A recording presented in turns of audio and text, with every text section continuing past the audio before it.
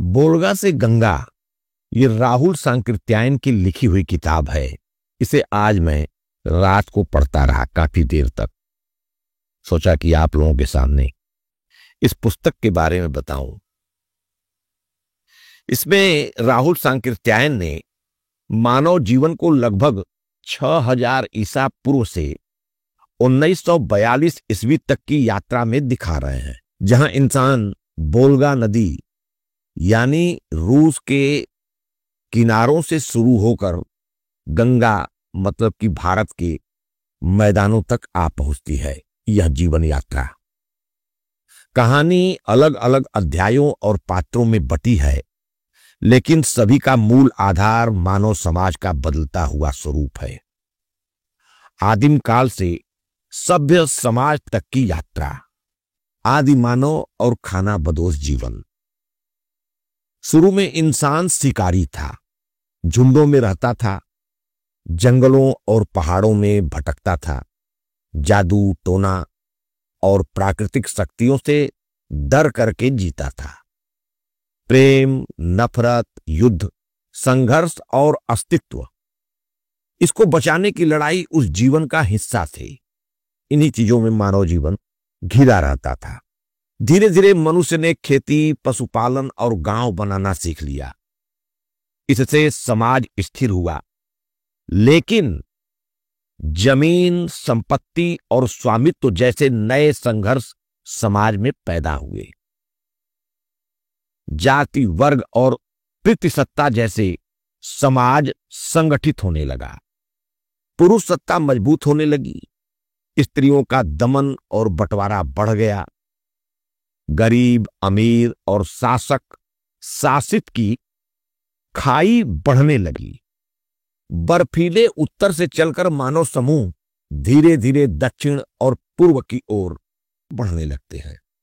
हजारों वर्षों के प्रवास के बाद मनुष्य मध्य एशिया, ईरान, अफगानिस्तान, भारत तक आता है। बोलगा से यानी रूस का उत्तरी साइबेरिया, बर्फीले मैदानों से, बर्फीले पहाड़ी जनजीवन से निकल करके वो यहां तक पहुंचता है और गंगा के मैदानों में नई सभ्यता को बसाता है। भारत का सामाजिक विकास, भारत में वेद, जाति, कर्मकांड, आध्यात्मिकता, धर्म क्रांति, सब कुछ धीरे धीरे विकसित होने लगते हैं। समाज बदलता भी है और संघर्ष भी चलता रहता है। इस बदलाव के साथ संघर्ष भी चलता रहता है। कहानी अंत में 20वीं सदी में के भारत तक पहुंचती है। वोल्गा से गंगा तक यह पुस्तक बताती है कि मनुष्य हमेशा बदलता रहा है। सभ्यता संघर्ष के दम पर आगे बढ़ती है। दमन और अन्याय के खिलाफ इंसान हर युग में लड़ा है। एक दिन मानव समाज बराबरी और स्वतंत्रता की ओर ही जाता है। एक लाइन में अगर इसका निष्कर्ष अगर निकाला जाए तो यह इंसान की हजारों साल की यात्रा है। जंगली से सभ्य होने तक, जादू टोने से विज्ञान के दौर में प्रवेश करने तक, बोलगा के किनारे से गंगा के घाट तक, यह जीवन यात्रा जो चली है, इसी पर लिखा गया है बोलगा से गंगा। साथियों, आज मैं आपको हजारों वर्षों की इस यात्रा पर ले चलना चाहता हूं, जहां इंसान ने जंगलों से निकलकर सभ्यता की दहलीज तक कदम रखा। यात्रा शुरू होती है बोलगा के बर्फीले किनारों से। बोलगा रूस के मध्य में बहने वाली एक बर्फीली नदी है। इसी के किनारों से जीवन निकलकर गंगा तक की जो जीवन यात्रा होती है, इसी पर लिखी गई है बोलगा से गंगा तक। बोलगा के बर्फीले किनारों से जहां पहला मनुष्य कांपते हाथों से आग जलाना सीख रहा था।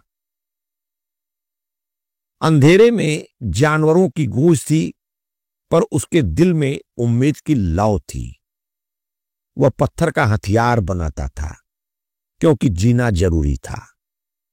वह जादू टोने से डरता था, लेकिन सपने देखना नहीं छोड़ता था। उसके पास घर नहीं था, लेकिन परिवार था।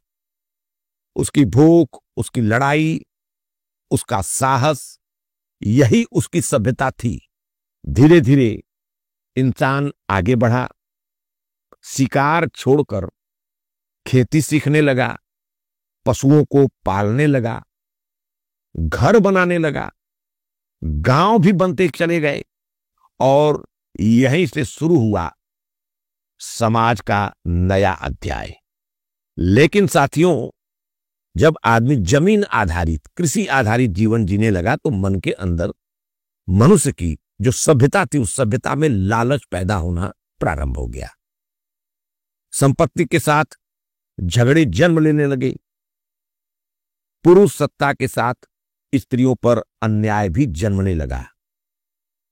सभ्यता बढ़ी, लेकिन दिलों की दूरियां भी बढ़ती चली गई।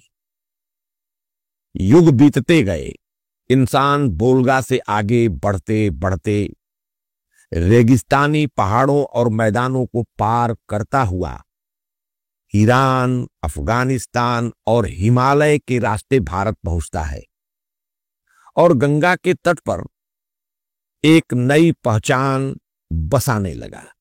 गंगा के तट पर वेद गूंजे, ग्रंथ लिखे गए, दर्शन जागृत हुए, लेकिन साथ ही जाति, ऊंच नीच और शोषण ने भी समाज को जकड़ना शुरू किया। लोग देवताओं पर लड़ने लगे, सत्य और करुणा पीछे छूटने लगा। फिर भी इतिहास गवाह है, हर युग में कुछ लोग उठे जिन्होंने कहा मनुष्य मनुष्य है, कोई ऊंचा कोई नीचा नहीं।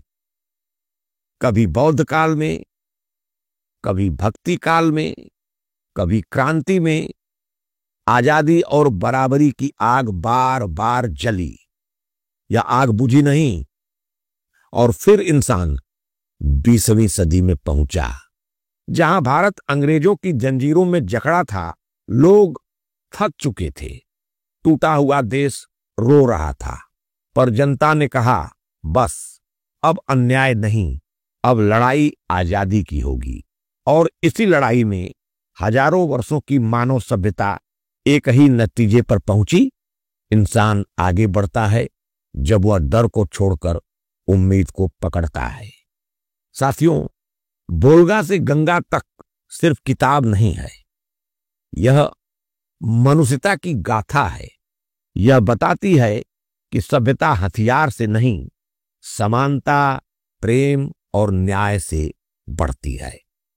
आज भी संघर्ष है, लेकिन रास्ता वही पुराना है। नफरत छोड़ो, एक दूसरे का हाथ पकड़ो, क्योंकि हमारी असली जीत तब होगी जब हर इंसान कह सके मैं आजाद हूं, और मेरे जैसा हर इंसान भी। यही है बोलगा से गंगा तक की मानव सभ्यता की यात्रा, जिस पर राहुल सांकृत्यायन ने बहुत ही तरीके से प्रकाश डाला है।